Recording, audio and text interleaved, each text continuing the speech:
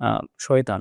শয়তানটা আসলে কি জিনের প্রজাতি। যদি জিনের প্রজাতি হয়, আমরা জানি শয়তান মানুষের প্রকাশ্য শত্রু। তারা চায় মানুষ যেন জাহান্নামে যায় ডেফিনিটলি। এটা আসলে তারা তো চাইলে জিনের মতো আমাদের উপরে বল প্রয়োগ করে আমাদের গুনার কাজ করাইতে পারে। বাট তাদের কিন্তু সেটা নেই। জাস্ট তারা ওয়াসওয়াসা দিতে পারে। রাইট? তো এই ব্যাপারটা কি তাদের কাছ থেকে আল্লাহ কোনো একটা মানে লিমিটেড কোনো একটা পাওয়ার করে দিছে কিনা? যে পাওয়ারের কারণে তারা আসলে একদম ডিপলি মানুষের ক্ষতি করতে পারে না। এটার জন্য ছাড় দেওয়া হইছে। বাট কিছু একটা ব্যারিয়ার তো রাখছেই। মানে এটার জন্য এত ছাড় দিছে যে তুমি এই লেভেল পর্যন্ত যাইতে পারবা।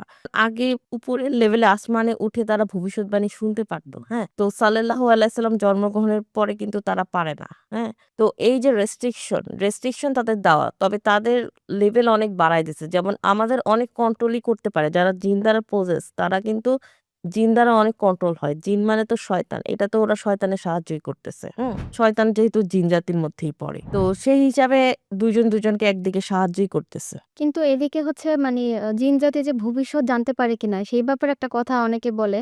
কিন্তু এটাতে ডক্টর তাহমিনা নওরিন আপু যে বললেন যে রাসূল সাল্লাল্লাহু আলাইহি ওয়াসাল্লামের জন্মের পর এবং কুরআন মাজিদ নাজিল হওয়ার পর তারা হচ্ছে ভবিষ্যৎ জানতে পারে না। এই ব্যাপারে রেফারেন্স দেওয়া আছে সূরা জিনের ৮ থেকে ৯ নম্বর আয়াতে।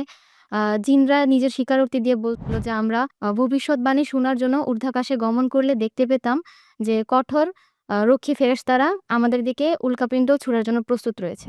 অর্থাৎ তারা অতীত জানলেও জানতে পারে কানের জিনের মাধ্যমে, কিন্তু ভবিষ্যৎ জানার চেষ্টা করলেও তারা সেটা পারে না। কারণ আল্লাহ সুবহানাহু ওয়া তাআলার রক্ষী ফেরেশতারা সেটাকে প্রোটেক্ট করে।